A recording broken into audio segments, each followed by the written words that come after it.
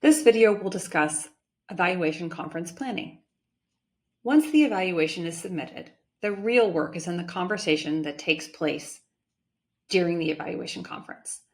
The evaluation conference is where you want staff to leave with clarity around their current performance and motivation to continue to develop in their role.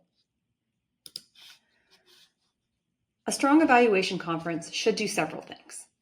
First and foremost, it should deliver a clear headline about the staff member's performance. It should then differentiate glows and grows so everything connects to that headline, grounding feedback and evidence. It should not feel like surprising information to the staff member. Instead, it should feel like a macro view of the micro coaching moments you've already had. You want to use the conference to build shared understanding through reflection, connection to clear next steps, reinforcement of your coaching relationship, and then to close with positivity. Staff should leave motivated, clear on where they stand, and confident in your support. Think for a moment about a time you've received high-quality feedback in a setting like this. What made it land?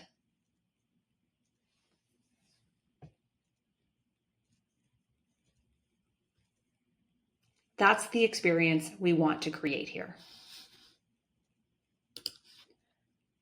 To support you to meet these outcomes, we've created a planning tool that structures the conference agenda and scaffolds the planning, providing a roadmap so that you can feel confident and prepared to have a strong conference conversation.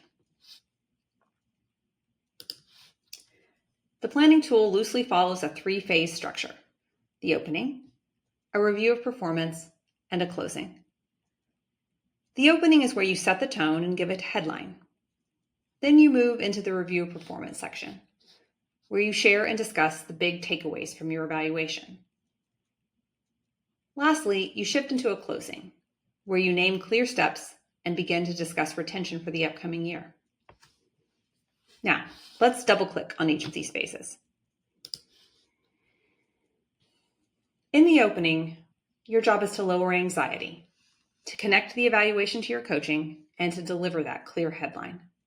You can do this by thanking staff, acknowledging that the evaluation process can feel stressful, clarifying the scope of the evaluation, and then delivering that one-sentence, evidence-aligned headline that frames the whole subsequent conversation.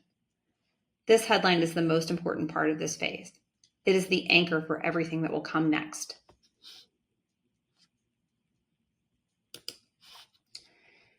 In the next phase, review of performance, you will review progress on goals and against competencies with the staff member. You want to keep this part of the conversation out of the weeds by using a glows, grows, and question format so that you're balancing recognition with growth areas and you're reinforcing your headline. It will be key here to ground your feedback in evidence, whether that be milestone accomplishment, deliverables, or other interactions with the staff member. You want to also make sure that you create space for staff to have their own reflections about what you are sharing. The culmination of this phase of the agenda is reviewing the staff member's overall score and ensuring they understand how it was calculated. You should also make sure that the staff member understands that in the new system, their percentage score is their final score. The new system does not have categories like developing, effective, or highly effective. This new approach is intentional because it allows for us to reflect on and celebrate growth at a more granular level, rather than only aspiring to and celebrating broader jumps in growth from one category to another.